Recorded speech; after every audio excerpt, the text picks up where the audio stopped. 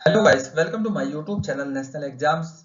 Guys, आज की video में हम चर्चा करेंगे उत्तराखंड कनिष्ठ सहायक 2020 की वैकेंसी के बारे में। आप इसकी तैयारी कैसे करें, कौन कौन सी बुक्स आपको पढ़नी चाहिए और कौन सी बुक्स अभी छोड़ देनी चाहिए और किस सब्जेक्ट में आप कितना टाइम लगाएं।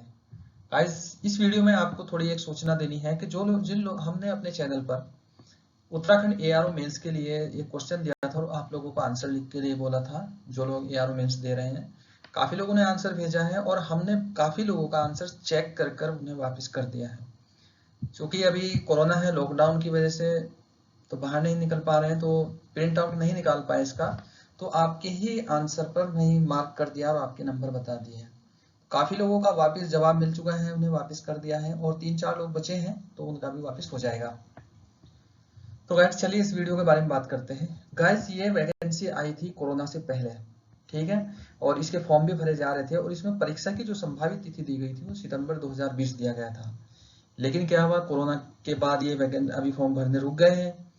तो जैसे ही दोबारा फॉर्म भरे जाएंगे कोरोना के बाद, तो उम्मीद है कि ये कोरोना का संकट भी जल्दी ही खत्म हो। अब इसकी उम्मीद है कि ये एग्जाम अक्टूबर या नवंबर के आसपास हो सकता है, अधिकतम दिसंबर तक जा सकता है, लेकिन 2021 में जाने के इसके बहुत कम चांस है। तो इसलिए जो लोग सीरियस तैयारी करना चाहते हैं वो थोड़ा सीरियस लगे रहें। आप ये ना माने कि बहुत सारे विद्वान सोशल मीडिया पर कह रहे हैं कि अभी 1 साल 2 साल कोई वैकेंसी नहीं आएगी, ऐसा कुछ नहीं है। अभी आयोग ने दे दिया है कि एआरओ मेंस का रिजल्ट भी दे दिया है, उसका एग्जाम भी करा रहे हैं। तो आप बिल्कुल निश्चिंत रहें, वैकेंसी भी होगी, वैकेंसी भी आएगी और एग्जाम भी होगा। बस आप अपनी तैयारी में लगे रहें। तो भाई चलिए हम इस परीक्षा के बारे में, क्योंकि हम मान के चलते हैं कि इसका जो टाइम है वो अक्टूबर नवंबर या सितंबर, मान लो सितंबर छोड़ ही दो आप, तो अक्टूबर या नवंबर दिसंबर तक का आप टाइम मान लो। तो हमारी जो तैयारी होगी, हम टारगेट बना के चलते हैं कि नवंबर तक होगी। ठीक है, नवंबर तक हम मान के चले कि नवंबर में एग्जाम हो जाएगा। तो नवंबर तक अगर आपको तैयारी करनी है तो आपके पास कौन सी बुक होनी चाहिए, इस बुक में आप अधिकतम सिलेबस कैसे कवर करेंगे और इसकी टेस्ट सीरीज भी कैसे लगाएंगे, वो आपको अभी साथ साथ बताते चलेंगे। बस आप अपना टारगेट ये बनाना कि नवंबर तक आपका एग्जाम हो रहा है और आपको यही कवर करना है। चलिए गाइस, शुरू करते हैं। देखिए, यह है उत्तराखंड सामान्य ज्ञान के लिए आपको क्या पढ़ना चाहिए, क्या नहीं पढ़ना चाहिए और कितना आपको। ये नवंबर तक ही नहीं, आप अगर आप आगे भी पढ़ रहे हैं तो आगे भी ये सब चीज देख लें। देखिए, इसके बारे में कुछ बहुत सारे लोगों को कंफ्यूजन है, बहुत ज्यादा बुक्स उन्होंने 7-8 बुक्स अपने घर रख ले जाकर उत्तराखंड सामान्य ज्ञान की। तो आपको फिर उसमें वो उलझ कर बैठ गए। मेरे एक ऐसी फ्रेंड है, फ्रेंड के जानने वाले हैं, मेरे फ्रेंड तो है नहीं, तो उन्होंने भेजा, उन्होंने अपनी बुक की जो पिक खींच कर भेजी कि मेरे पास ये बुक है। देखिए, आपको इसका पूरा सिलेबस पता होना चाहिए, ठीक है। इसमें 20 नंबर का है, कितना, हिंदी, हिंदी है 20 नंबर, और जीके जो होगा, जीके जीएस होगा, मैं पूरा जीएस लिख देता हूँ, यह है 40 नंबर। और जो इसके बाद है उत्तराखंड यूके, ये है 40 नंबर, ठीक है, इतना है। तो हम बात कर रहे हैं उत्तराखंड की 40 नंबर की। अभी हम देखते हैं उत्तराखंड 40 नंबर।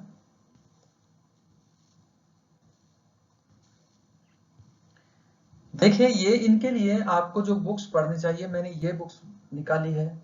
जो हमारे पहले उन लोगों के पास बता दो कि उनके पास बुक्स कौन कौन सी थी। वो बुक्स, मैं हैरान हूं कि आपका 40 नंबर का आपका उत्तराखंड है, ठीक है। और इसमें मेरे हिसाब से पहले मैं बता देता हूँ कौन कौन सी पढ़नी चाहिए। आपको विंसर पढ़नी चाहिए, ये लेटेस्ट वाली पढ़नी चाहिए और प्रतिवर्ष आती है, हर साल आती है और अपडेट होकर आती है, तो आपको ये पढ़नी चाहिए, ठीक है। तो जैसे 2020 है तो 2020 वाली लेनी चाहिए।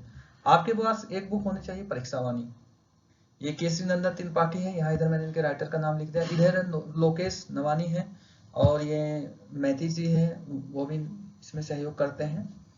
इसके बाद है उत्तराखंड वन लाइनर सामान्य ज्ञान। ये बुक्स अलग अलग राइटर्स की, अलग अलग प्रकाशन की, अलग अलग चल रही है, तो इनमें से कोई आप 2 बुक ले लोगे, ठीक है। इनमें एक जो BS नेगी जी हैं उनकी बहुत अच्छी आ रही है, एक नीरज सेमवाल जी हैं उनकी भी बहुत अच्छी आ रही है, आप इनमें से कोई 2 बुक लोगे। इसमें क्या होगा कि ये केसरी नंदन त्रिपाठी से अलग भी अलग डेटा डालते रहते हैं और ये करंट वाली लेनी है आपको, ठीक है।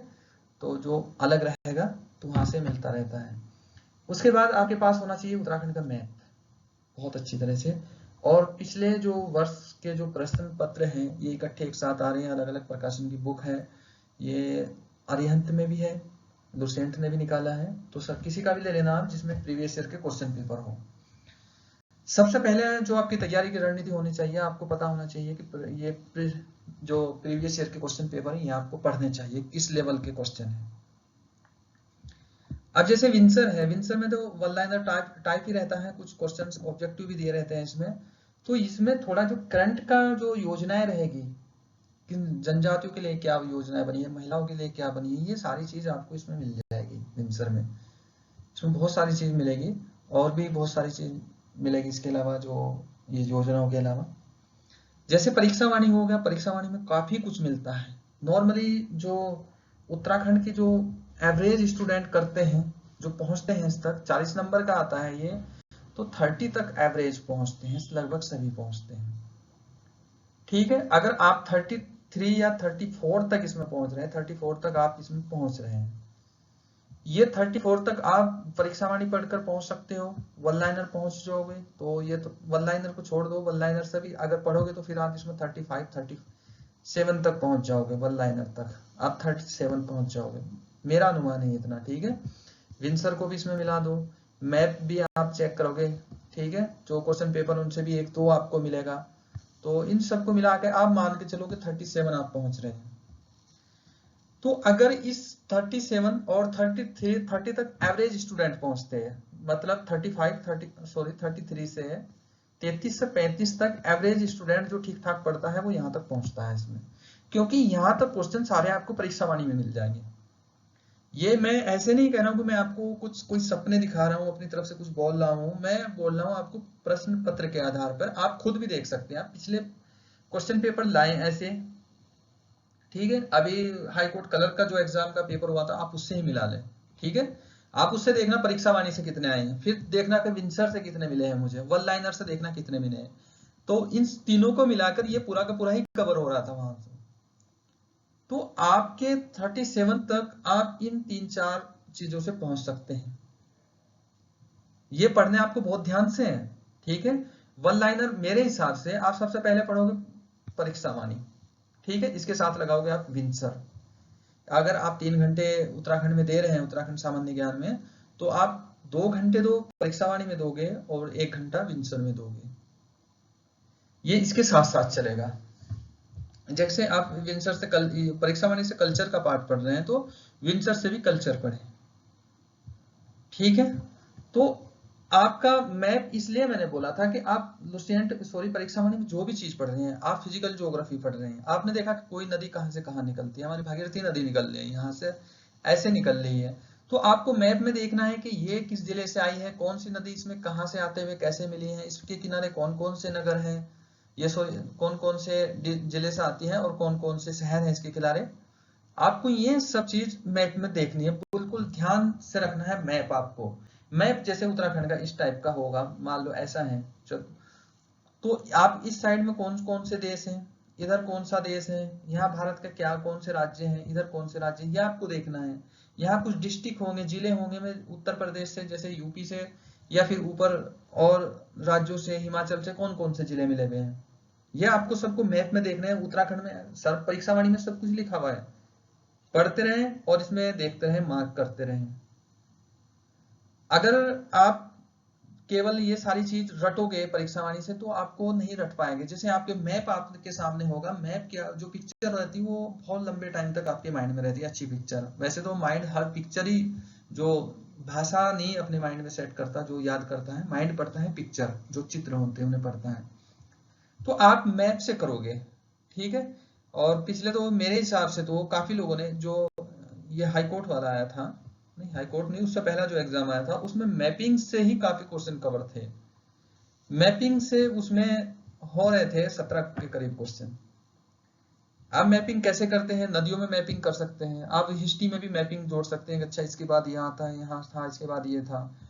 तो राजनीति में मैपिंग जोड़ सकते हैं, जैसे गैरसैंण कहाँ है, ठीक है, आपको इधर से पता लग जाएगा गैरसैंण कहाँ है। और कौन कौन से ग्लेशियर कहाँ है आप वहां मार्क करो, गोला करो, छोटा सा लिख दो। 10 रुपए का मैप आता है, ज्यादा महंगा नहीं आता, लेकिन मैपिंग का यूज जरूर करना, आपको लंबे टाइम तक अगर याद रखना है और अच्छा याद रखना है। तो ये 3-4 चीज आपको 40 में से 37 अगर या 36 क्वेश्चन ला रहे हैं, 37 तो मुझे उम्मीद है पूरी आ जाएगी आपके 37। अब कुछ टफ क्वेश्चन होते हैं बाद के, जो 2-3 क्वेश्चन होते हैं बाद के, जो टफ क्वेश्चन होंगे, तो उन वहां तक पहुंचने के लिए आपको एक बहुत बड़ा महारथी बनना पड़ेगा। और आपको अगर 40 में से 40 नंबर लाने हैं तो फिर आपको अलग से 4 या 5 बुक, 6 बुक कम से कम पढ़नी पड़ेगी।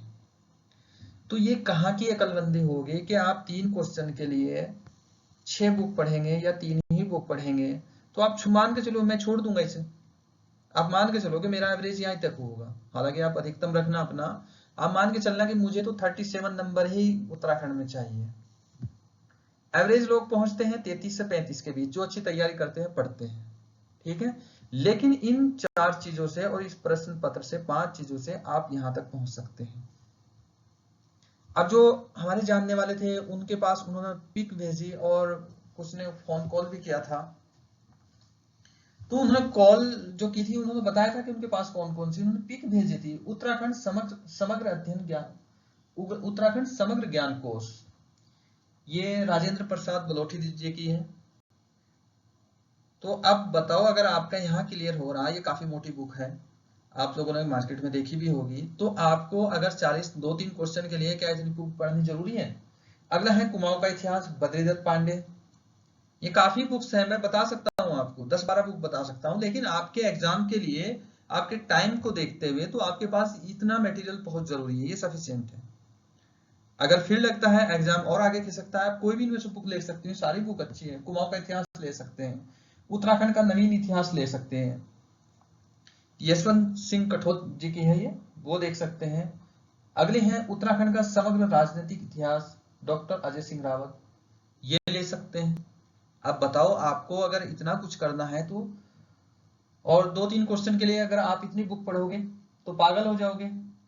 तो अगली एक और बुक ली हुई थी उन्होंने, उनका था घनश्याम जोशी जी की थी, उत्तराखंड का राजनीतिक सामाजिक एवं सांस्कृतिक इतिहास। ये तब के लिए हो अगर आपने कोई पीसीएस हो लिया हो और पीसीएस में ऑप्शनल आयोग ने दिया हो, तो आपको ऑप्शनल तैयार करना हो, ये तभी के लिए होगा ना। अब अगर आप इतनी किताब है, 6-7 बुक्स आप पढ़ोगे तो आपको तो 1 साल यही रखने में चाहिए ना। आप पढ़ सकते हैं, कोई प्रॉब्लम नहीं, अच्छी बुक है, लेकिन आपको टाइम मैनेज करना है, बुक्स पढ़ना, मटेरियल अच्छा लगना है। मैंने हर वीडियो में बोलता हूं कि कोई भी एग्जाम पास करने के लिए क्या पढ़ना ये समझना जरूरी नहीं, क्या छोड़ना है समझना बहुत जरूरी है, ठीक है। आप ये उत्तराखंड का समझ गए, इतना मटेरियल लें और इसे पढ़ना शुरू करें, देखें, फिर प्रैक्टिस सेट जरूर लगाएं। इसके अलावा आप अगर जैसे टाइम हो तो फिर उसके अलावा तो वो मिल जाएगी, करंट की मैगजीन मिल जाएगी आपको मार्केट में, उत्तराखंड की कई सारी मैगजीन आ रही है, कोई भी एक मैगजीन ले ले, वो शुरू हो जाए, वो चल जाएगी। तो ये सारी चीज है। उत्तराखंड वन लाइनर का मैंने बता दिया, मैप कोई भी ले लें और पिछले प्रश्न पत्र ले लें, ठीक है। आगे देखते हैं जीएस के बारे में। यह है सामान्य अध्ययन, सामान्य ज्ञान। देखिए, ये सामान्य अध्ययन और सामान्य ज्ञान के बारे में आप बहुत कुछ पढ़ सकते हैं, अलग अलग भी बहुत सारी चीज हैं, देख सकते हैं। कुछ लोगों के कमेंट्स आए थे कि ये तो बहुत बड़ा है, इसे कैसे करेंगे। मैंने पिछली 2 वीडियो बनाई है इस पे कि किस सब्जेक्ट में क्या क्या छोड़ना है और क्या तरीका रहना चाहिए आपका छोड़ने का, कि ये चीज मैं नहीं पढ़ूंगा, ठीक है। ये तो मैं बुक्स बता रहा हूँ, बुक्स में से आप क्या छोड़ेंगे वो सब उन वीडियो में मैंने बता दिया है। पहला जो टॉपिक है सामान्य बुद्धि परीक्षण और मानसिक योग्यता, यानी कि रीजनिंग।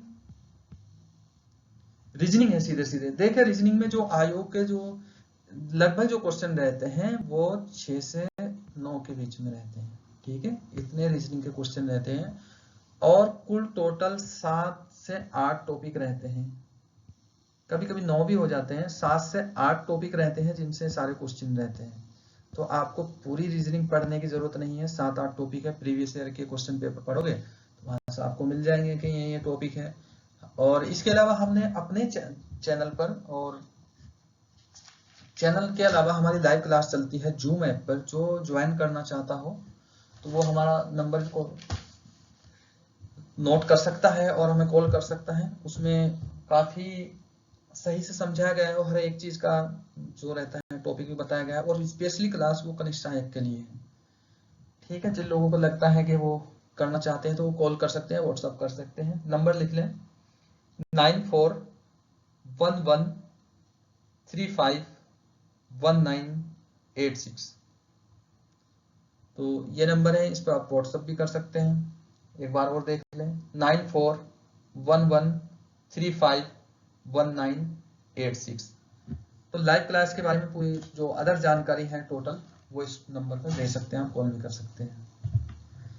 ठीक है, इसमें आपको 7 से 8 टॉपिक पढ़ने हैं, इसके अलावा कुछ नहीं पढ़ना। वो आप प्रीवियस के क्वेश्चन पेपर देख लेंगे, उसमें देख लेंगे, सारा सब कुछ दिया हुआ है।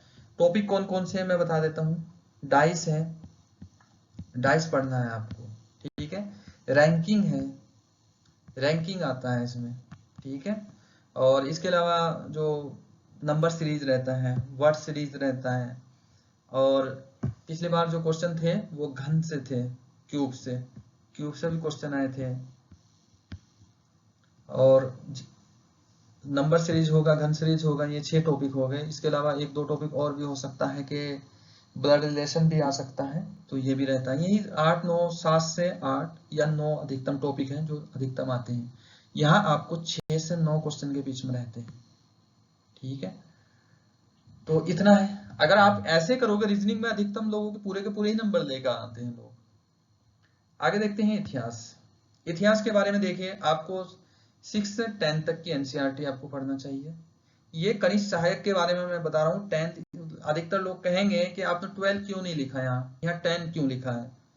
ये आपको पढ़ने के बाद पता लग जाएगा। तो केवल ये एनसीईआरटी आप अपने कॉन्सेप्ट के लिए पढ़ोगे। ठीक है, आप कॉन्सेप्ट समझ जाओगे, एक बेसिक जानकारी आपको मिल जाएगी इतिहास होता क्या है। जो लोग इंग्लिश मीडियम वाले हैं, जो पहली बार पढ़ते हैं, तो ये आपकी बेसिक समझ डेवलप करेंगे एनसीईआरटी। अगर आप सोच रहे होंगे कि टोटल एनसीईआरटी पढ़ेंगे और टोटल हो जाएगा, बिल्कुल नहीं। कुछ स्पेशल फैक्ट भी चाहिए जो एनसीईआरटी में नहीं दिए रहते। तो एनसीईआरटी आपके बेसिक के लिए पढ़ती है। और अगर जैसे हम लाइव क्लास चलाते हैं, तब जो लाइव क्लास करता है तो उसे एनसीईआरटी पढ़ने की जरूरत नहीं पड़ती, क्योंकि बेसिक हम समझाते हैं उसमें। तो इसके बाद आपको लुसेंट देखनी है। फिर है घटना चक्र। देखिए, घटना चक्र 2 आते हैं। एक आता है वनडे वाला, जो ऐसे टाइप के क्वेश्चन आएंगे, आपको वो नहीं लेना। आपको इसमें जो घटना चक्र लेना है, जो पीसीएस वाला होता है, यूपीएससी के सब टोटल क्वेश्चन उसमें रहते हैं। घटना चक्र बोल देना आपको जो बुक सेलर के पास जाकर। और इसमें कोशिश करना पुराने वाला 2018-19 वाला, पुराने वाला क्वेश्चन होगा, क्योंकि जो नया आया है वो एक तो वो काफी मोटा है और आप उसमें उलझ कर बैठ जाओगे कि जो उसमें थोड़ा सा डिस्क्रिप्टिव भी दिया है कुछ फैक्ट। अगर आप नया ही ले रहे हैं तो आपको जो पहला दिया हुआ है, जो डिटेल दी हुई है, आप उसमें नहीं उलझना। जो क्वेश्चन दिए हुए हैं और उनके नीचे डिस्क्रिप्शन दिया हुआ है, यहाँ जैसे ये क्वेश्चन दिया हुआ है, ये 4 ऑप्शन हो गए यहाँ, फिर इसके नीचे ऐसे बॉक्स में समझाया हुआ है, तो ये क्वेश्चन देखना है, ये आपको समझने, सारे ऑप्शन देखने हैं, फिर ये डिटेल पढ़नी है आपको नीचे की। ठीक है, इसके अलावा कुछ नहीं इसमें से पढ़ना। आप और चीज में मत उलझना, जो अलग से इसके पहले पार्ट में दिया हुआ रहता है वो नहीं पढ़ना, क्योंकि वो काफी लंबा हो जाएगा, बहुत मोटा हो जाएगा, आप उलझ जाओगे। तो इतिहास में आप लुसेंट लोगे, घटना चक्र लोगे, एनसीईआरटी 6 से 10 तक की पढ़ोगे। अगला है भूगोल। भूगोल में एनसीईआरटी 6 से 11 तक पढ़ोगे, 11वीं क्लास तक पढ़ोगे। और चूंकि 11वीं तक इसमें एक बेसिक कॉन्सेप्ट दिया है वर्ल्ड ज्योग्राफी का, तो इसके बाद इसमें लुसेंट चाहिए आपको एक, या फिर तरुण गोयल की बुक। ये जीके के लिए बहुत स्पेशल रहती है, तरुण गोयल रहता है, आप मार्केट से देख लेना, लेटेस्ट वाली लेना ये, या लुसेंट लेते हैं। ये भी लुसेंट की तरह की ही होती है तरुण गोयल। ठीक है, लेकिन पिछले जो ग्रुप सी के काफी एग्जाम्स है ना, तो उनमें काफी क्वेश्चन मिले हैं तरुण गोयल से, हो सके आगे भी मिल जाए। तो जो चीज ज्यादा फेमस हो जाती है वहां से भी क्वेश्चन के कम ही चांस रहते हैं। जैसे पहले घटना चक्र से बहुत आते थे, परीक्षावाणी से उत्तराखंड से, अब थोड़े इसमें डाउन हुए हैं, इसलिए उसके साथ विंसर और वन लाइनर लगानी पड़ी है, पहले वो अकेली बुक कवर कर देती थी। तो आपको ये एनसीईआरटी भी पढ़नी है।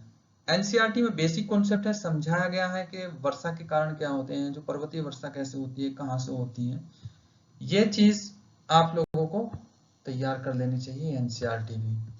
और लुसेंट और तरुण गोयल जैसे जो लोग हमारे लाइव क्लास में आते हैं, तो उन्हें फिर वो तो हम अलग से बता ही देंगे कि उन्हें एनसीईआरटी की जरूरत नहीं पड़ेगी, एनसीईआरटी हम उन्हें वहां समझाएंगे अपने नोट्स के तरीके से। एनसीईआरटी असल में बेसिक कॉन्सेप्ट के लिए होती है। ठीक, लुसेंट आपको लेटेस्ट लेनी है या तरुण गोयल लोगे, जो भी लोगे लेटेस्ट लेना, इन दोनों में से कोई एक ले लोगे। मेरे हिसाब से तो आप तरुण गोयल लो तो वो सही रहे, बेस्ट रहेगा। अगला है राजनीति विज्ञान यानी कि पॉलिटी।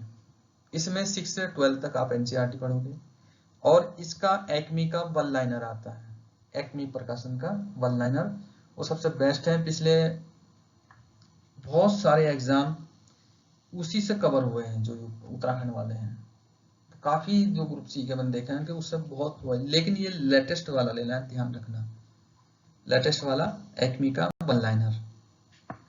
इसके बाद आता है अर्थशास्त्र यानी कि इकोनॉमिक्स।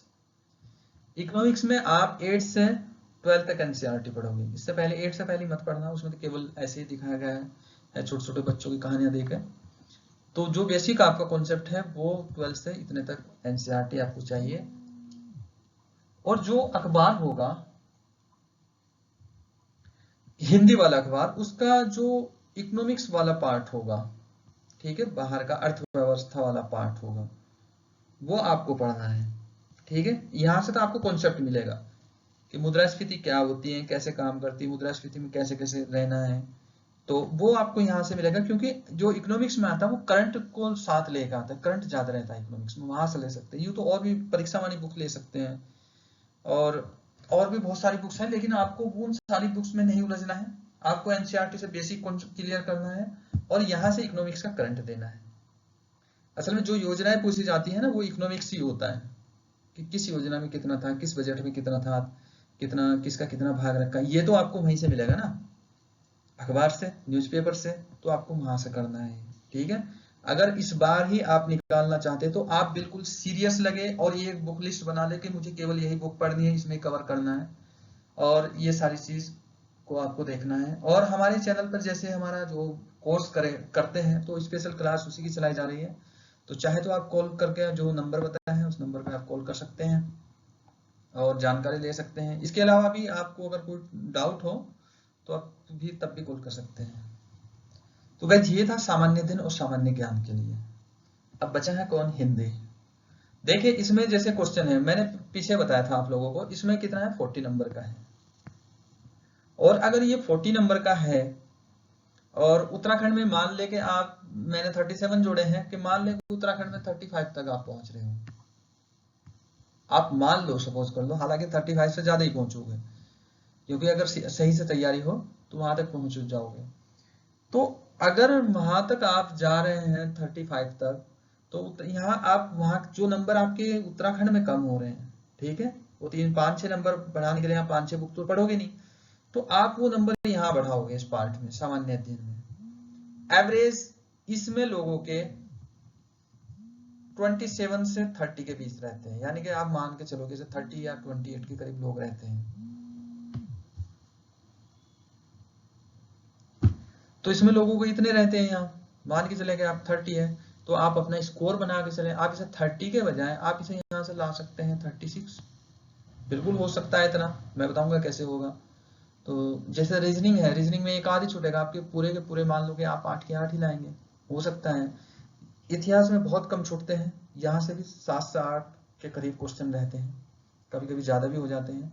ज्योग्राफी में हमेशा ये कॉन्सेप्चुअल पार्ट रहता है, जिसने इसका कॉन्सेप्ट समझ लिया वो 100% सही करता है, ठीक है, जिसके नहीं समझ में आया उसके फिर गलत होते ही रहते हैं। तो आप कॉन्सेप्ट इसमें समझना, तो हम इसलिए कह रहे हैं हम अपनी क्लास में कॉन्सेप्ट पूरा समझाएंगे, एनसीईआरटी में कॉन्सेप्ट ही होता है, वो आपको वहां समझाया जाएगा। तो आप इसका सारा तो नहीं बताया जाएगा, वीडियो बड़ी हो जाएगी, तो आप यहाँ से लाएंगे 35, इतने ला सकते हैं। आगे देखते हैं। अब है हिंदी। देखिए हिंदी के लिए आपके पास 3 चीजें होनी जरूरी है। लुसेंट हो, बहुत जरूरी है। आदित्य पब्लिकेशन की बुक आ रही है, इससे काफी जो ग्रुप सी में पिछले एग्जाम से उनमें काफी क्वेश्चंस आए हैं यहाँ से। और इसके साथ आप उत्तराखंड में जो एनसीईआरटी चल रही है वो जरूर लेना, क्योंकि बहुत सारे राइटर के, जो उत्तराखंड के राइटर हैं, उनसे जो क्वेश्चन पूछे जाते हैं और उनकी जो रचनाएं पूछी जाती हैं वो आपको यहाँ से मिल जाएगी। एनसीईआरटी से आपका बेसिक भी एक क्लियर हो जाएगा, ये भी ले सकते हैं। लेकिन आप जो प्रेफरेंस देंगे, सबसे पहले आप इन्हें तैयार करोगे, इन्हें तैयार करने के बाद फिर वही कि आपका कॉन्सेप्ट क्लियर होना बहुत जरूरी है, आप इन्हें बहुत अच्छे से तैयार करोगे। हिंदी 20 नंबर की रहती है, एवरेज 15 नंबर तक सभी रहते हैं, तो आप इसमें 17 से 18 तक का आप अपना टारगेट बना के रखें कि आपके इतने नंबर आने ही जरूरी है। और अगर जैसे इसमें टाइम बढ़ता हो और सारी चीज आती हो, हिंदी की एक और बुक आती है हरदेव बहारी, लेकिन बहुत बड़ी पड़ेगी, तो उसमें ज्यादा टाइम लगाने के बजाय उससे अच्छी एक और बुक है पृथ्वीनाथ पांडे, वो भी बहुत अच्छी बुक है, मैंने देखी है वो भी, बाकी वो मेंस के लिए बहुत ठीक है। तो यहाँ से आप अपना 17 या 18 का अपना टारगेट बना के चलें। तो गाइस ये एक बुक लिस्ट है, और कोई भी आपको बुक लिस्ट बता रहा है या कोई सिलेबस बता रहा है या कोई तैयारी का तरीका बता रहा है, ये आप खुद का अपना भी दिमाग लगाएं, ठीक है। पिछले क्वेश्चन पेपर आप देख लेंगे कि ये जो बता रहा है बंदा कि ये चीज मुझे यहाँ से मिलेगी या नहीं मिलेगी। तो इसलिए आप उत्तराखंड की बहुत सारी, जैसे वो मेरे जानने वाले थे, उन्होंने इतनी बुक्स ली हुई थी, उन्हें किसी ने बताया होगा, बताओ 7-8 बुक आप केवल उत्तराखंड की पढ़ोगे तो फिर अदर बुक कितनी चाहिएगी आपको? अदर बुक में तो आप उधर के बैठ जाओगे, आपको प्रॉब्लम हो जाएगी। तो बस गाइस ये इतनी थी बुक लिस्ट, और मैं बस आप लोगों से यही रिक्वेस्ट करूंगा कि आप हमारे चैनल को सब्सक्राइब कर लें। सब्सक्राइब का बटन ऐसा नीचे लाल रंग का मिलेगा, इसे सब्सक्राइब कर लें, बराबर की घंटी को भी दबा लें, क्योंकि हम अपने चैनल पर प्रैक्टिस सेट भी डालेंगे, प्रैक्टिस सेट भी डालते हैं ग्रुप सी वाले, और इसके अलावा आप लोगों को समय समय पर गाइड भी करेंगे। और जो लोग लाइव क्लासेस करना चाहते हैं, जो नंबर दिया है पीछे, तो उस नंबर पर आप कॉल कर सकते हैं और पूछ सकते हैं। तो चलिए guys, thank you for watching, आप अपनी तैयारी में लगे रहें।